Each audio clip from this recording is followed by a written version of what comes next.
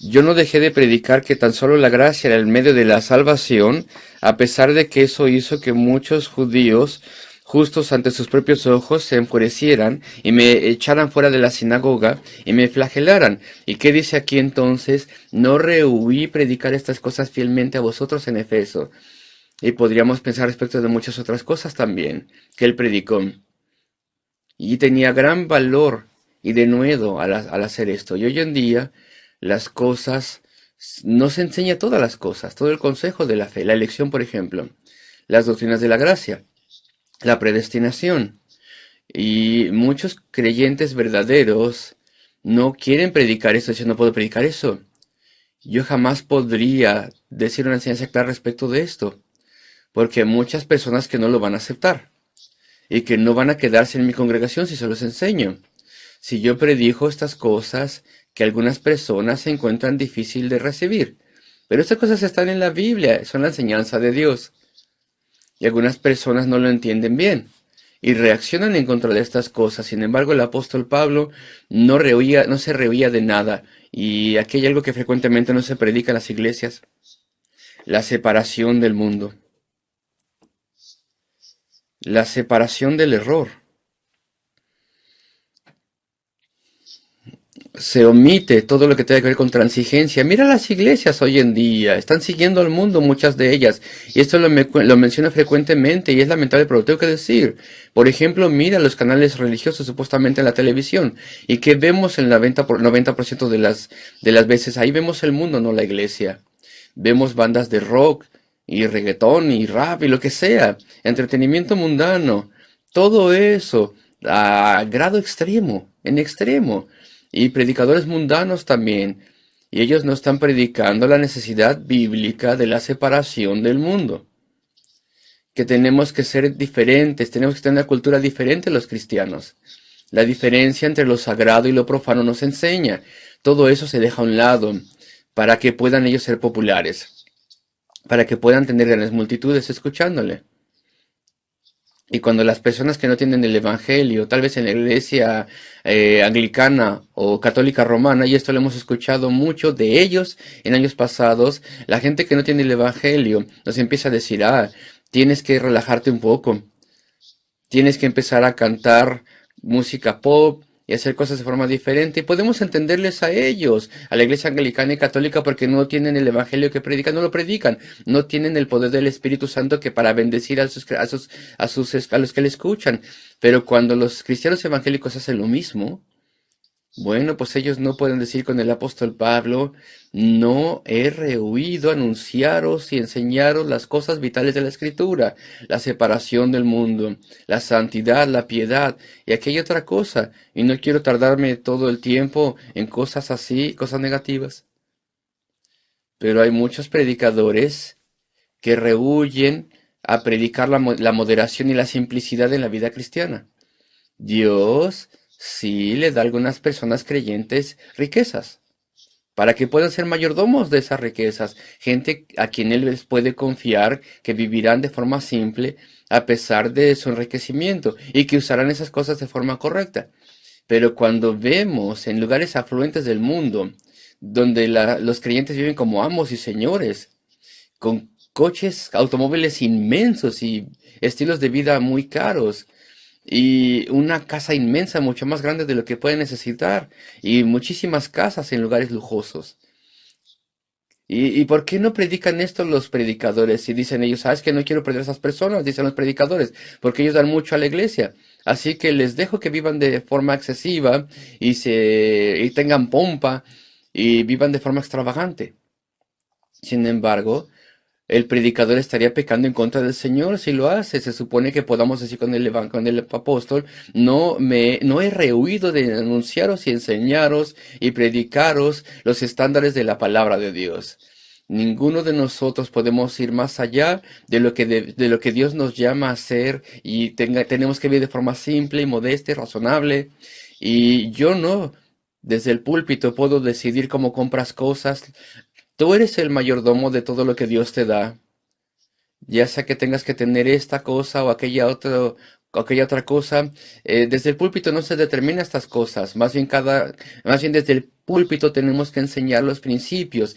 Dios nos llama a que nos autoexaminemos y seamos razonables y seamos modestos y no que seamos extravagantes y tengamos lujos y seamos presumidos y nos gloriemos en las cosas de este mundo. Pero ya, suficiente de todo esto. Mira por favor estas palabras otra vez, porque quiero avanzar todavía más. Versículo 20.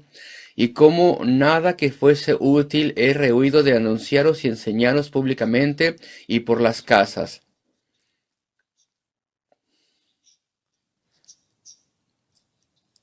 Y enseñaros públicamente. Y hay una diferencia en la forma en que el apóstol enseñaba a personas diferentes, pero no lo voy a mencionar ya. Y les mostré estas cosas públicamente y por las casas. En las casas de forma privada, donde quiera que hubiésemos hablado, he sido la misma persona, dice él. Hace años alguien me dijo que habían estado con un predicador bien conocido, le habían estado dando hospitalidad a ese predicador en otra nación, no aquí. Era un predicador americano por coincidencia, pero un hombre bien conocido, reformado, y esta persona estaba dándole hospitalidad en una conferencia en el extranjero. Y estuvo muy sacudido este cristiano, decepcionado de darse cuenta que ese predicador en particular era un hombre en el púlpito, allí en el púlpito, y un hombre diferente en privado. ¿Qué es lo que quiero decir? No que él estuviese haciendo cosas pecaminosas, no va por ahí, no es que estuviera pecando en privado, no, pero era una persona diferente, me explico. El mensaje se desaparecía, la base espiritual de vivir se iba. Él era un turista completo, era un turista mundano. Simplemente se ponía listo para estar de turista en la ciudad y las experiencias de la ciudad, y en sus labios no había ninguna palabra de edificación y utilidad espiritual. Era un hombre diferente. Y esta persona era dos, una persona en el púlpito y una persona diferente en su vida privada. Yo no estoy queriéndoles decir que él era pecaminoso en su vida privada, no, pero no era espiritual, es lo que estoy tratando de decir. Sin embargo, el apóstol Pablo no era así, no se puede decir una cosa así del apóstol. Si él estaba en el lugar de alguien, como dice aquí, ya sea que estuviera donde estuviera, él era la misma persona. Él respondía a preguntas, él hablaba de forma útil, él era el hombre de Cristo, era todo por Cristo. Él no se convertía en una persona diferente en privado. Y eso es lo que quiere decir cuando dice aquí, vosotros sabéis que a través de los 3 años que he estado con vosotros, desde el principio hasta el fin, mi gran pasión fue publicar a Cristo y ayudar a las personas de forma espiritual. Eso es lo que he intentado hacer y eso es a lo que me he dedicado. Esto es maravilloso aquí en este pasaje, versículo 21, testificando, esa es su enseñanza, a judíos y gentiles también. Y él tenía un método diferente para cada grupo. A los judíos les enseñaba probando que Jesús era el Cristo y se los probaba a partir de la Escritura. Pero los gentiles no conocían la Escritura, sino que entonces él pensaba desde el mismo principio, hay un solo Dios, tres personas de forma misteriosa en una Trinidad. No los dioses múltiples de los politeístas y los idólatras. Y después les enseñaba al respecto del pecado y la separación de Dios. Les enseñaba respecto de la caída y la necesidad de la redención. Testificando a judíos y a gentiles, ellos eran lo mismo, en general eran lo mismo, porque necesitaban la conversión, la salvación, necesitaban arrepentirse y creer en Cristo. Y eso es lo que dice en el versículo 21,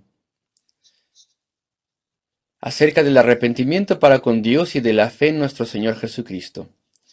Arrepentimiento para con el único Dios verdadero, tres personas en una deidad, Padre, Hijo y Espíritu Santo, un solo Dios santo. Y aún así estamos separados de este Dios y tenemos que volver a este Dios y arrepentirnos y tener lamento por nuestro pecado y vergüenza y lamentarnos por todo lo que hemos hecho en el pasado. Y después, junto con esto, la fe para con Cristo el Señor o en Cristo. ¿Y por qué la diferencia? Explico. Porque el arrepentimiento es para con toda la deidad y la fe es solamente para con Cristo. Bueno, saben ustedes que lo que quiere decir aquí es que es Cristo de forma específica quien vino a este mundo y sufrió y murió e hizo redención. Él es el mediador. Entonces nuestro arrepentimiento es para con Dios por completo, pero nuestra fe y nuestra confianza es en la obra de Cristo y en su muerte redentora, y venimos a Dios a través de Él, la segunda persona de la Trinidad, quien es el Salvador. Y el arrepentimiento y la fe van mano a mano. Y de vez en cuando hay personas que se confunden y dicen, oh, es solamente la fe, es solamente la fe. No tienes que agregar el arrepentimiento a la fe. Hay una condición solamente, y hay muchas personas que dicen esto y están muy equivocados.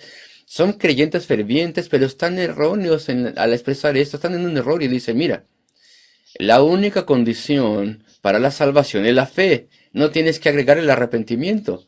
Pero eso es necedad y tontería. Arrepentimiento y fe. Aquí está el versículo 21. Arrepentimiento y fe siempre están de la mano. La gracia del arrepentimiento es vital. Es la hermana gemela de la fe. La fe en Cristo tan solo, junto con el arrepentimiento para con Dios, el darle la espalda a nuestra vida pasada y nuestro pecado y el lamentar esto delante de Dios y el postrarnos con vergüenza diciéndole que somos pecadores y depender solamente de la obra de Cristo para perdón y salvación. Y Pablo ha enseñado estas dos cosas juntas y en última instancia debo decirles algo al respecto del compromiso de Pablo. Aquí lo tenemos al principio del versículo 22. Desde el principio 22 vimos un poco de su forma de comportarse, pero no pude decirles demasiado al respecto de esto.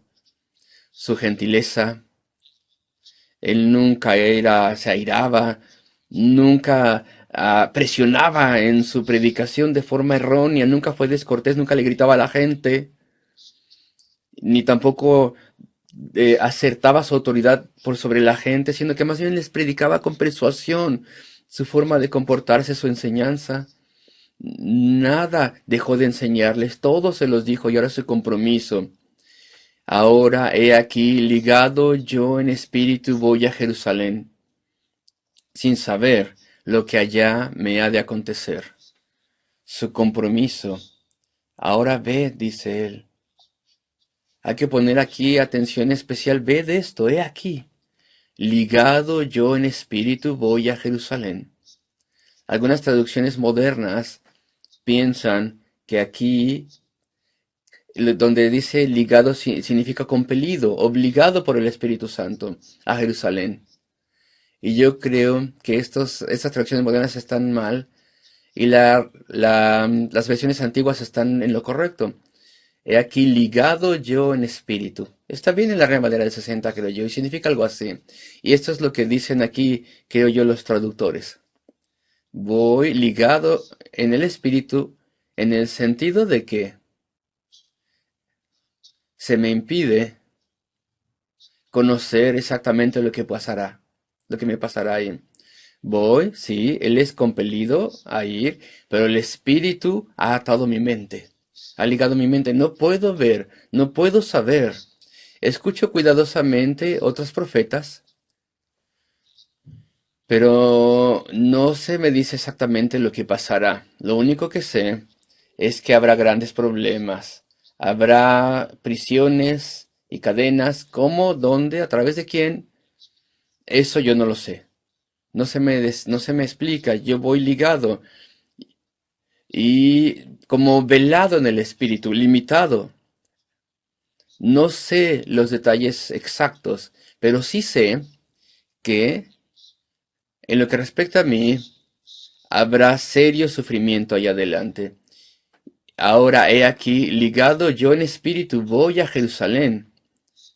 Y la segunda parte del versículo parece informarnos un poco al respecto de lo que dice al principio, sin saber lo que allá me ha de acontecer, acaecer. No lo ve claramente. Versículo 23, salvo que el Espíritu Santo por todas las ciudades me ha testimoniado, perdón, me da testimonio, ya sea a través de una intimación directa al apóstol Pablo, a través de un profeta, como Agabo, si recuerdo bien, quien le hablaría en Cesarea y le advertiría a Pablo diciendo que había cadenas y aflicción esperándole ahí adelante. Entonces él avanza sabiendo que el tiempo de tranquilidad comparativa para él ya se había terminado. Él había sido protegido por Dios en Corinto para su temporada ahí y también fue protegido bastante en Éfeso para su temporada de gran fruto allí. Y el Espíritu Santo le dice a él, porque él era un apóstol, acuérdense, él tenía esa comunicación directa del Espíritu. Nosotros no, hoy en día no hay apóstoles, no somos apóstoles, pero el Espíritu Santo dice, las cosas ahora serán muy difíciles. Ahora tendrás cadenas, prisiones, problemas, persecución, gran dificultad de hoy en adelante. Y entonces, ¿cuál es la reacción del apóstol?